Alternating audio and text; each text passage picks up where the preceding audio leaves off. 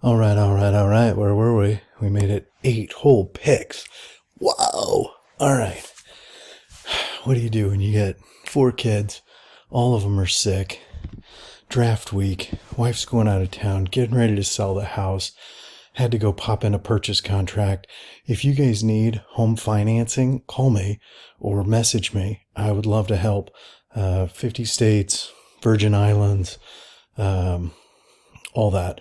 Another lucky family about to put an offer on a house. So anyway, not the point, but hit me up if you ever need any advice or information or anything like that so you can get a good deal and put your family in a great house. The Seattle Seahawks. Do I love them less without Russell Wilson? No. One of the coolest teams ever. Pete Carroll, love him. Defense, Legion of Boom, love it all. Class of the NFL, in my opinion, for many, many years. But what the heck are they going to do? Drew Lock? I don't know. I believed in him. I thought the Broncos were going to make some noise with him, and it just never happened. So they're a huge trade back type candidate, but they got some bullets. They can make some moves. They typically invest in their lines later, which is interesting, right? But would they take a tackle here since for whatever reason we've got Cross on the board, you got Sauce on the board, they've got good receivers. Lockett can't play forever even though he's the GOAT. Metcalf. I was thinking they would probably take, a Trayvon Walker or something if for whatever reason he fell a little bit off of number 1. Guys, come on. But would they take a Karlaftis, a Jordan Davis, a Sauce? They might end up with a tackle here just because of what's available. If we're not doing trade backs, what's the most valuable player to them here? It's got to be a Sauce or a Cross. I'm going to give them Charles Cross. I think they have to just start rebuilding from the ground up. They're going to put together a solid team and a solid roster. They always do. But for whatever reason in this scenario, it's dropping this way. And they select Charles Cross of Mississippi State. And what does that mean? That means that the Jets got their edge. And they come back and they get Ahmad Gardner, Cincinnati, Chris Cross, give them the sauce. That's happening. And then Washington, so they end up being here. And one of the things that I don't want to happen, right, is for them to get another weapon for Wentz, but that is what they need. They have a pretty stacked defense. They could take a Kyle Hamilton here. That's that generic, ranking stuff, just plugging along, right? But they've got their line, and they're going to take, as a matter of fact, ironically, not Jameson Wilson. This is what I'm saying. Everybody's draft board's a little different, and they're going to actually take Drake London, a huge target that even Carson Wentz can't freaking miss, right? Your yak, your stack, your height, your all that. Drake London, USC. I really had him way underrated, and now I feel like he's falling again. People are underrating him, and that's okay. He's juice, period. And then, so now the Vikings are an interesting piece, right? They picked up Zadarius Smith, but they've got a brand new situation over there, right? And are they going to build off corners and defense again? They've got a solid offense-ish. They could take an offensive line. They could take a Kyle Hamilton maybe. Where are they going? I think they're going to take Lakers purple and gold, Derek Singletary Jr. Absolutely. or a George Karlaftis even, or like a Jordan Davis. That Jordan Davis is kind of the blinking light for me, but this is my draft. And if I'm sitting in the Viking booth, I'm taking Stingley. And guess what? He's Justin Jefferson of this draft. Gritty. What do you think? I dig it. That's happening. 100%. Book it. Texans are back on the clock with some interesting trades with the Deshaun Watson debacle. That blows my mind. That's another video, another time. But the Texans are still building in the trenches, and at this point, it's gone too far, and they're going to take best player available. They lost Justin Reed, which I absolutely love the kid. I was hoping he might just stay in Texas, come to the real Texas team. But they're going to take Kyle Hamilton here. He can't fall any farther. It's just that's what's happening. So they end up getting some solid future pieces, right? They might have their QB, they've got their tackle, and now they've got just an absolute freak to ruin the middle of the field for opposing offenses. He can be used in so many ways. So we'll see what Lovey's up to down there, but prayers to that organization. It just looked absolutely wrecked after fighting with the Patriots in the playoffs just a few years ago. Gosh, COVID's a crazy time, huh? The NFL. All right, moving right along. We've got to get more than 8 picks in here, don't we, guys?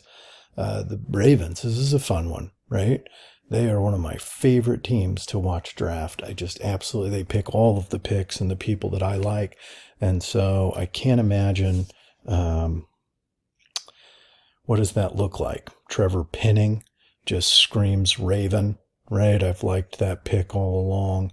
A Zion Johnson, I like that. And I wish I could tell you, they got rid of Orlando Brown, and then Calais Campbell, I guess, is gone, right? That defense is really full of holes from what it was a year, 2 or 3 ago, right? But they always bring it. I feel like a Jordan Davis, again, is solid, and I don't know if he can fall much farther. They can't find those wide receivers to do what they need to do. At some point, you have to ask if it's that goofy offensive guru and the wide receiver coaches, right? What is happening there? So, Ravens could take Davis, they could take Williams, they could take Karlaftis, they could take Penning. Any of those picks right there could be picks, right? And you know the next couple teams get to double dip, so they're not passing on any of those top remaining elite choices, in my opinion. I also like the Ravens. I guess they've got a pretty stacked linebacking crew, and they're not going to get away from Young. Is that, what's his name? I can't think of it now. Queen is their new queen. Micah Parsons is actually the queen, though, if you play chess, right? Let's see. That's okay. At me, Micah. I didn't call you a queen. I said you were the queen. Chess piece. Not that there's anything wrong with that. And I digress. I don't know the pick is the problem. So,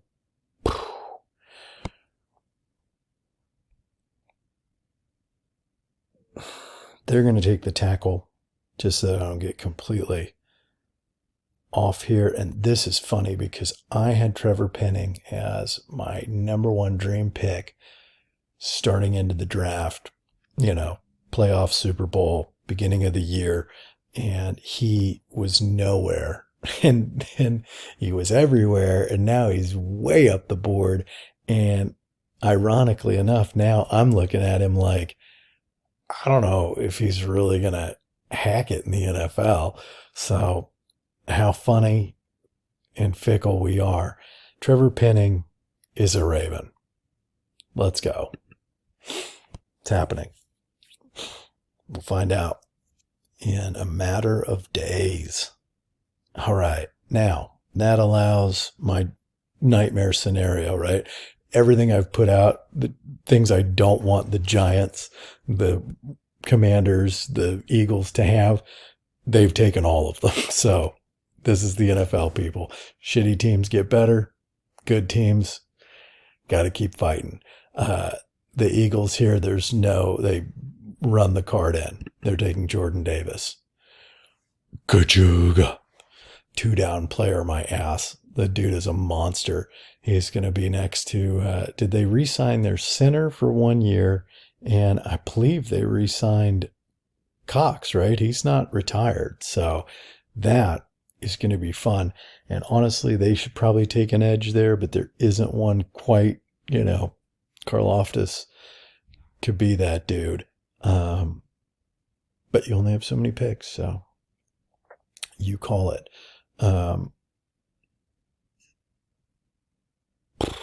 Yeah, they lost Barrett. I really wanted him badly, that draft. And he didn't shake out to be quite what we thought he would be.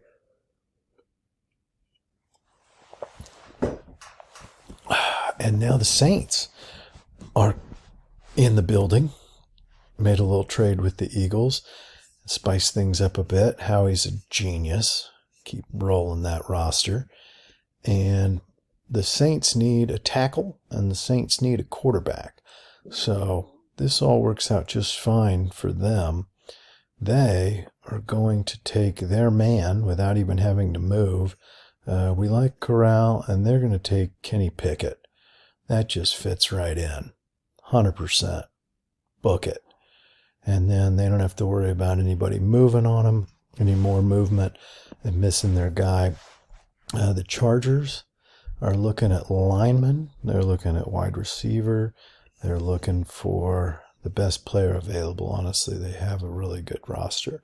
I like them to take just a game changer, Devin Lloyd, like Micah Parsons transformed the Cowboys.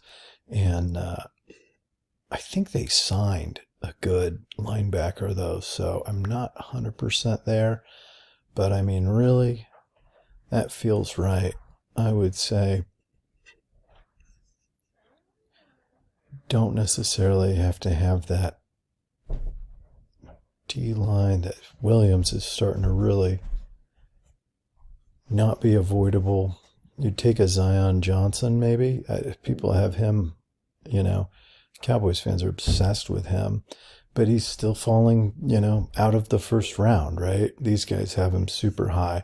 So I don't know if this is the board for us. I'm torn. They could take a Linderbaum. They could take a Perry and Winfrey. Could be a dynamic centerpiece in that defensive line. Something like that, to kind of try and get back what you lost from Ingram a couple years ago, right? Stuff like that. A Devontae Wyatt, he's way too low here. That would be a Charger pick in my mind. And then your next OT is all the way down here is Tyler Smith, and I just don't see that. So we're going to keep this board true and rolling. It will all work itself out. They're probably Keenan Allen, they've shuffled away a couple of really great wide receivers I thought maybe were better, but they did retain Mike Williams. So I think they're running that back, honestly. So we're going to grab Zion Johnson here. There's just not enough time to get it all in, right? I mean, I think, is that the pick? Are we taking Devin Lloyd? Or are we taking Zion Johnson? I just don't know enough about that offense. Let's see.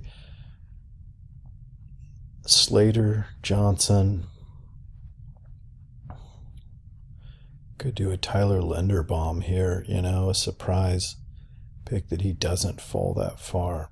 We're going to take Zion Johnson just because we're on the clock, baby. Count it. I will be back in just a minute, and I think we can get to the Cowboys pick.